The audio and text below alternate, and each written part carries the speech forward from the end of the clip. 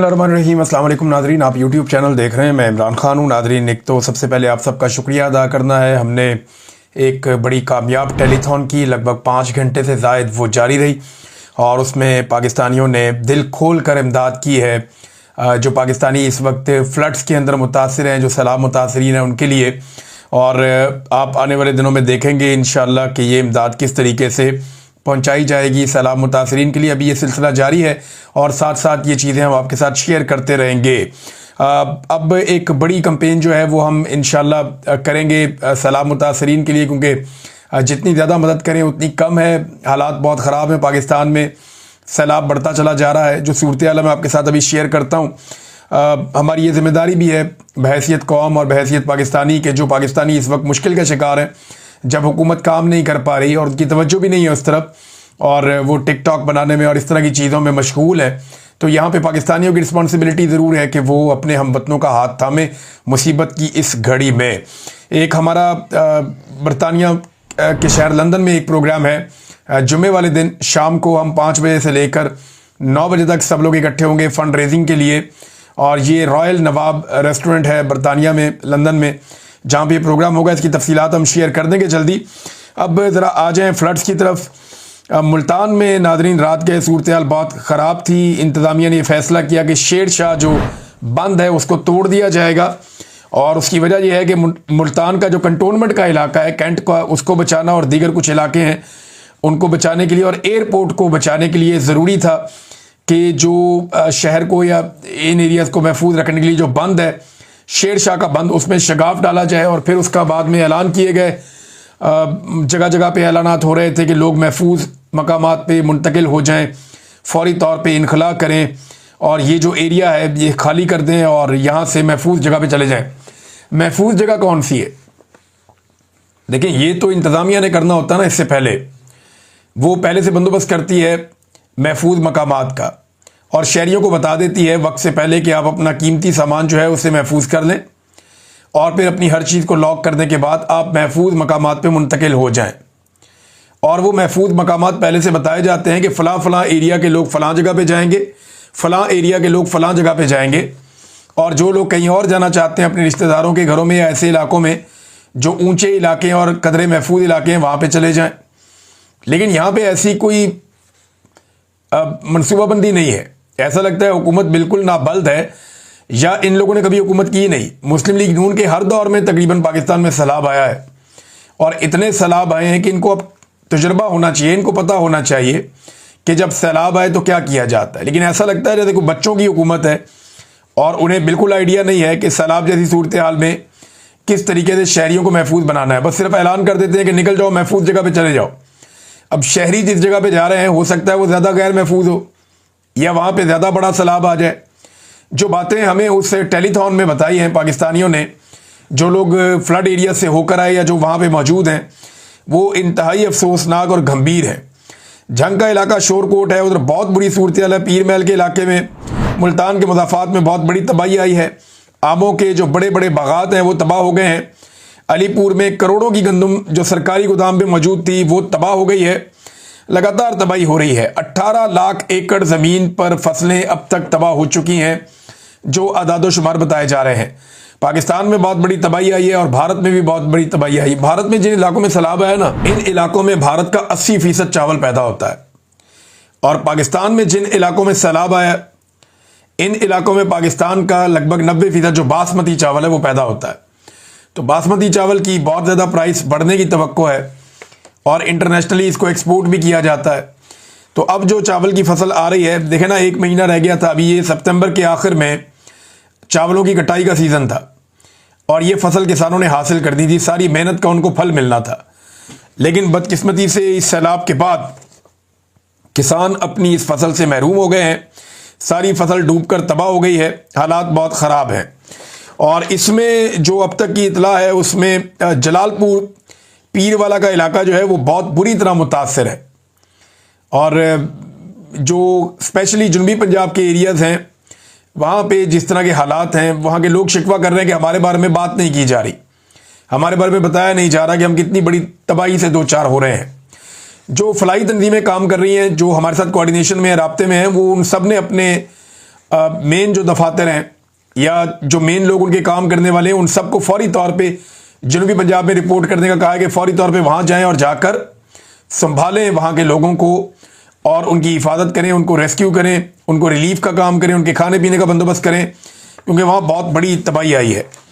इसके अलावा हुकूमत पाकिस्तान ने एक फ़ैसला किया नाज़रीन इस वक्त। अब ये फ़ैसला हुकूमत ने किया या उन्हें करना पड़ गया, ये फैसला किया कि सैलाब से मुतासरा इलाकों की बहाली के लिए इमदाद ना लेने का फैसला किया है हुकूमत ने।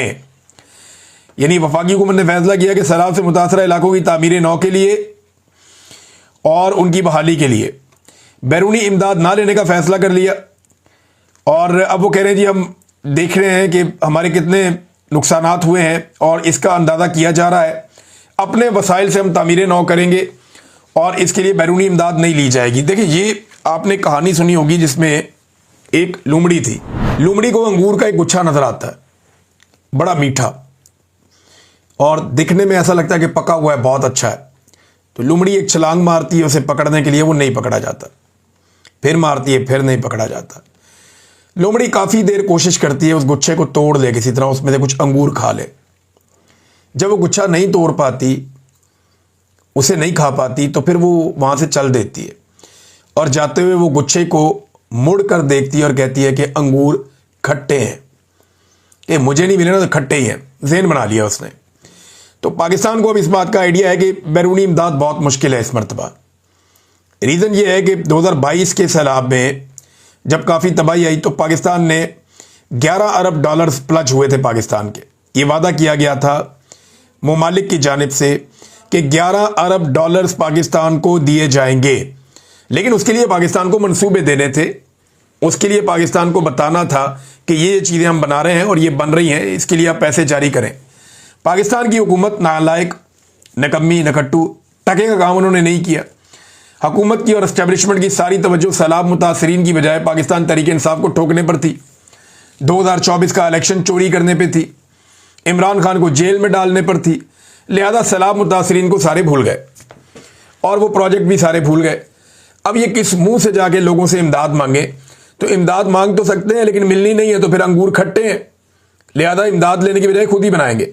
खुद कैसे बनाएंगे? एहसन इकबाल अपने मुंह से कह रहे हैं कि पाकिस्तान 30 साल पीछे चला गया है और ये एक बहाना है। अब ये सारा मलबा सैलाब के ऊपर डाल देंगे। हर मरतबा ये अपने किए कराए का मलबा किसी और के ऊपर डाल के साइड पे हो जाते हैं। पहले नाज़रीन इमरान खान साहब का स्टेटमेंट सुन लें जो उन्होंने जेल में कल अपनी बहन से मुलाकात के वक्त दिया।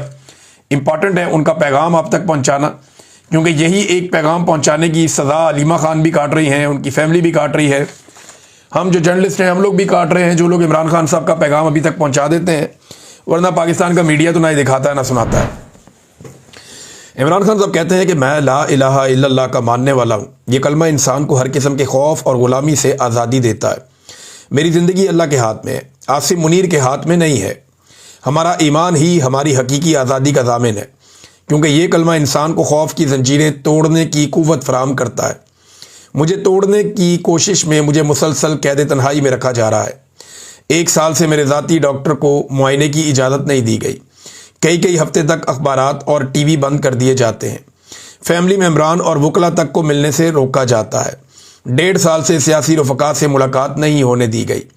आसिम मुनीर के लिए मेरा पैगाम है कि मुझ पर दबाव बढ़ाने के लिए चाहे मेरे ख़ानदान में से जिस मर्ज़ी को कैद में डाल दो, मैं ना झुकूँगा ना इस जुल्म को कबूल करूँगा।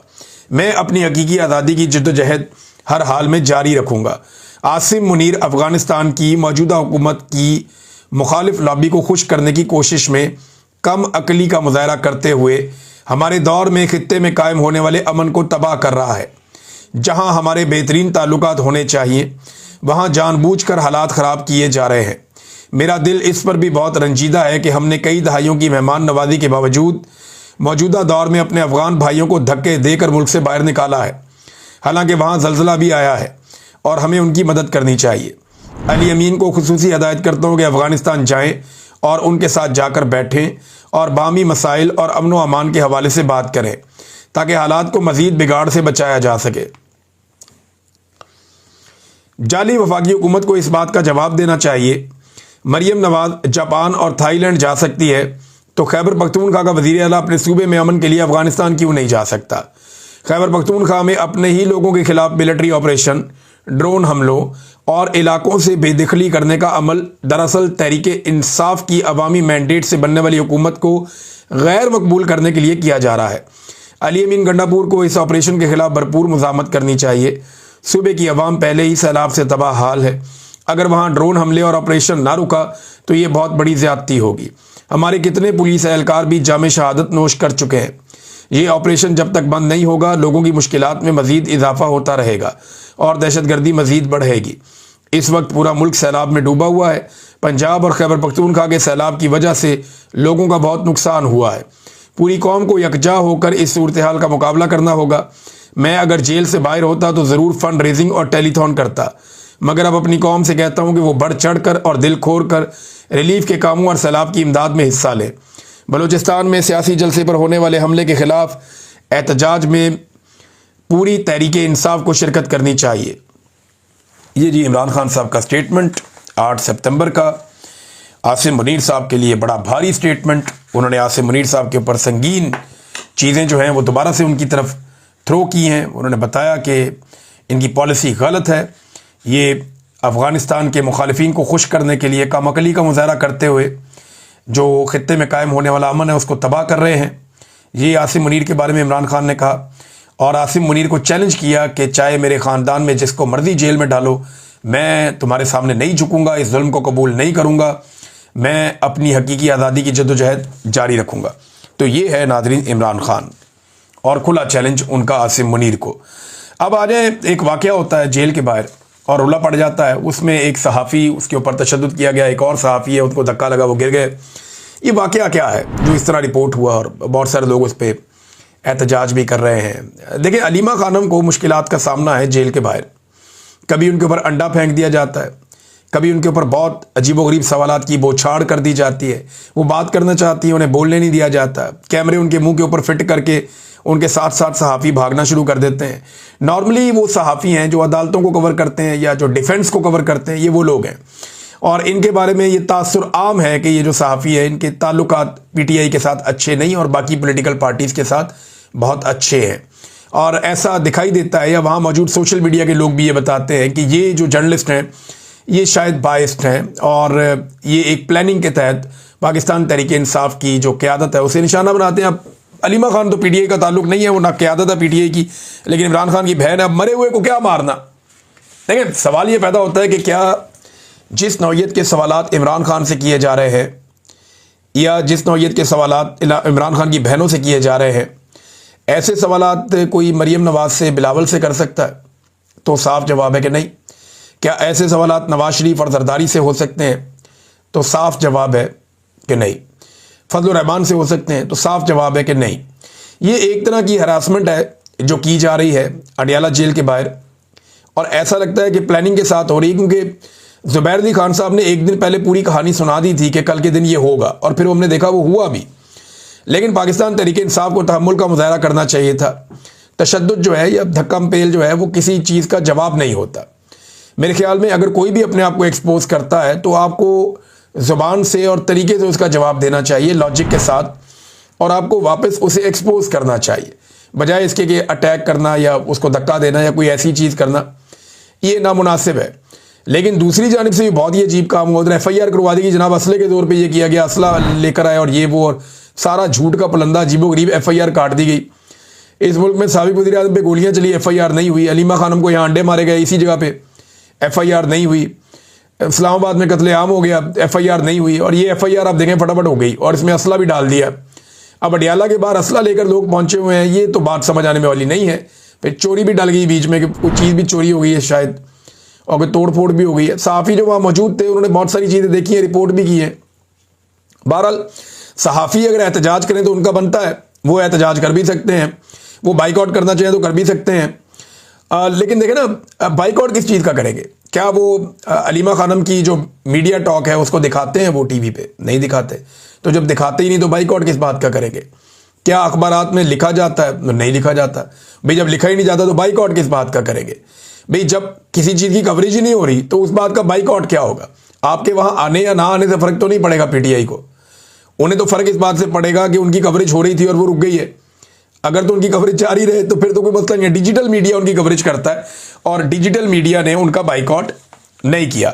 अच्छा, बिलावल ने इसकी मजम्मत की वाकई की, और कुछ लोग ये कह रहे हैं कि जो जर्नलिस्ट ये काम कर रहे हैं हलीमा खानम को हरासा करने का या उनके ऊपर लगातार जो अटैक किया जा रहा है पे दर पे, उनका जो करीबी ताल्लुक है वो बिलावल से, और बिलावल से बड़ा बड़ा उनका प्यार मोहब्बत और ये वो है उनका, बड़े मीठे मीठे सवालात वहाँ पे होते हैं मुबैना तौर पे।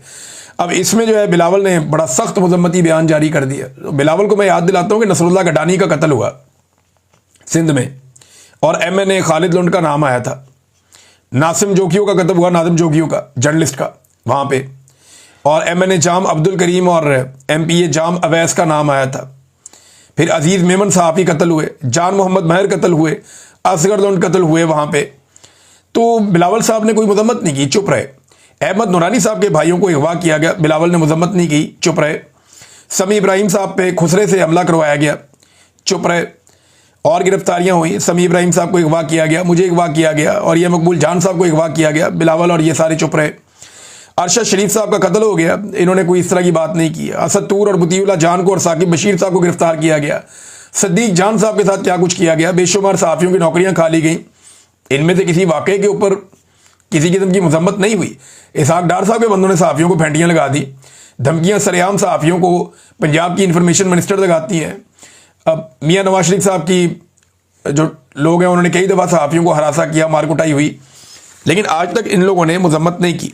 लेकिन इस मामले में फौरी तौर पे मजम्मत भी सामने आ गई। ये ऐसा लगता है कि एक फिक्स्ड मैच है और ये जानबूझकर खेला जाता है ताकि हलीमा खानम को दबाया जा सके, क्योंकि हलीमा खानम इमरान खान साहब का वो पैगाम बाहर लेकर आती हैं जो आसिम मुनीर साहब के बारे में होता है। जनरल आसिम मुनीर के बारे में अगर कोई बात करता है जेल के बाहर आकर तो वो सिर्फ हलीमा खानम है। वो इमरान खान से मिलती हैं, जो इमरान खान जनरल आसिम मुनीर के बारे में कहते हैं वो बाहर आकर हलीमा खानम बता देती हैं। तो इसलिए ऐसा लगता है कि हलीमा खानम को टारगेट किया है। उनके बेटे को भी गिरफ्तार कर लिए, कभी उनके घर के ऊपर अटैक कर दिया, कभी उनके ऊपर अंडा फेंक दिया, कभी उनसे सवालात ऐसे हुए। यानी अभी यहाँ पे जर्नलिस्ट जो है वो बता रहे थे कि जिस किस्म की बातें पूछी गई इमरान खान साहब से और हलीमा खानम से, तो वो बड़ी बदतमीज़ी वाली बातें हैं। यानी ये तक इमरान खान साहब को शर्म दिलाने का और इस किस्म की चीज़ें जो है वो जेल में की गई और ऐसी बातें की गई। तो सहाफ़ियों ने बड़े बिलो द बेल्ट जाके हलीमा खान से और जो है वो इमरान खान साहब से सवालात किए हैं। तो सवालात तो करने चाहिए, सहाफ़ियों का हक है, जितने मर्जी सवाल करें, एक के बाद एक सवाल करें, लेकिन एक डेकोरम होता है प्रेस कॉन्फ्रेंस का कि आप सबसे पहले जो प्रेस कॉन्फ्रेंस करने आया वो अपनी बात करता है, जब वो बात ख़त्म करता है फिर आप सवालात करते हैं। तो ये नहीं होता कि वो जैसे ही आए तो वैसे ही आप सवालात की वो छाड़ कर दें। हाँ, अगर आपने मुजम्मत करनी है, बाइकआउट करनी है, तो आप बाइकआउट करके जा सकते हैं। वहाँ पे आप कह दें कि हम बाइकआउट कर रहे हैं, हम बात करना ही नहीं चाहते। हमने बहुत दफ़ा एहतजाज किया है, मैंने ज़ाती तौर पे बहुत सारे एहतजाज किए हैं, प्रेस कॉन्फ्रेंस का बाइकआउट भी किया है, एहतजाज के और तरीके भी अपनाए हैं, लेकिन ये तरीक़ाकार मुझे लगा नामुनासिब है। अब पहले वो बात कर लें, फिर आप उनके साथ बात करें, और अगर आपने नई कवरेज करनी तो आप पहले ही बाइकआउट कर दें। अब वैसे भी बाइकआउट करने का फ़ायदा क्या है, टीवी पे तो आप दिखा नहीं सकते इन लोगों को, इनकी बात आप सुनवा नहीं सकते, तो उनको बाइकआउट से फ़र्क ही कोई नहीं पड़ता, उनका तो वैसे ही एक कंटिन्यूस बाइकआउट चल रहा है। ये एक जो पैगाम है वो आलिया हमजा साहिबा ने भी जारी किया है। आलिया हमजा साहिबा का जो पैगाम है अडियाला जेल आने वाले पाकिस्तान तहरीक इंसाफ के कारकुनों और रहनुमाओं के लिए, वो ये कहती हैं कि कल अडियाला के बाहर या आज के दिन में अडियाला के बाहर जमा होने वाले तमाम साथियों से दरख्वास्त है कि मुकम्मल तौर पर पुरअमन रहें। पाकिस्तान तहरीक इंसाफ हमेशा पुरअमन जदोजहद पर यकीन रखती है और हमारे वज़ीर आज़म इमरान खान ने कभी भी शरपसंदी या फसाद की सियासत की ना इसके कायल हैं। हम वज़ीर आज़म इमरान खान के सफाई और कारकुन हैं, लिहाजा पुरअमन तौर पर इज़हार यकजहती के लिए अडियाला के बाहर मौजूद हैं। अगर कोई ऐसा शख्स दिखाई दे जो जानबूझकर माहौल ख़राब करने की कोशिश कर रहा है तो उसकी वीडियो बनाएं और इस हरकत को फौरी तौर पर रोकने की कोशिश करें। याद रखें, आपकी हर हरकत वज़ीर आज़म इमरान खान के विजन और PTI के तशख़्ख़ुस की नुमाइंदगी करती है। हमारा पैगाम सिर्फ अमन, सब्र और नज़्म व ज़ब्त है। ये जनाब उन्होंने पैगाम दिया ताकि अमन कायम रह सके, लेकिन मेरे ख्याल में एक के बाद एक शरारत होगी और ये सिलसिला चलता रहेगा। पाकिस्तान तहरीक इंसाफ को इसे बड़े दिल के साथ और टेक्निकली हैंडल करना पड़ेगा इस मामले को। अगर वो जज्बात से काम लेंगे तो फिर जो है वो उनके खिलाफ प्रोपेगेंडा करने में या उनके खिलाफ रोला डालने में आसानी रहेगी। दोनों तरफ से जोर तो पूरा लग रहा है और ख़ास तौर पे एस्टेब्लिशमेंट और हुकूमत दोनों तरफ से जोर लगा रहे हैं। अब नाज़रीन एक और ख़बर है खैबर पख्तूनख्वा हुकूमत ने एक कारनामा किया है। इमरान खान साहब क्योंकि बार बार कहते हैं कि ऑपरेशन रोका जाए, ऑपरेशन रुकवाया जाए, तो खैबर पख्तूनख्वा हुकूमत ने एक अजीबोगरीब मजाक कर दिया। अब देखें ना, इनकी वहाँ पे अक्सरियत है, तो इन्होंने एक करारदाद पेश की असम्बली में और वो पास कर ली। और करारदाद ये थी कि जो action in aid of civil power, ये फ़ौज को जो खुसूसी इख्तियारात मिले हैं खैबर पख्तूनख्वा में, उसके ख़िलाफ़ एक करारदाद उसके ख़ात्मे के लिए मुतफ़िक़ा तौर पे मंजूर कर दी। भाई करारदाद क्यों मंजूर करनी है? ये एक्ट ही ख़त्म करो, कानून ही ख़त्म करो। करारदाद से आपको क्या फ़र्क पड़ता है? मामला ही ख़त्म करें, आपके पास इख्तियार है, वहाँ पे आपकी हुकूमत है। दूसरा, खैबर पख्तूनख्वा की हुकूमत ने इस मामले में सुप्रीम कोर्ट से स्टे लिया हुआ है। आप जाएं सुप्रीम कोर्ट में, अपने जो एडवोकेट जनरल को भेजें और जो स्टे आपने सुप्रीम कोर्ट में लिया हुआ है वो वापस ले लें। ऑटोमेटिकली ये मामला ख़त्म हो जाएगा, क्योंकि अदालती फ़ैसले के मुताबिक तो अदालत पहले ही कह चुकी है कि ये ज़्यादती है, ये नहीं चल सकता। तो जो फ़ौज के खुसूसी इख्तियारात हैं खैबर पख्तूनख्वा में, उसके ख़िलाफ़ करारदाद पेश करने की ज़रूरत नहीं है। अमली तौर पे आप अदालत में जो आपका स्टे है वो आप वापस ले लें, वो फ़ौज के खुसूसी इख्तियारात वहाँ पे ख़त्म हो जाएंगे।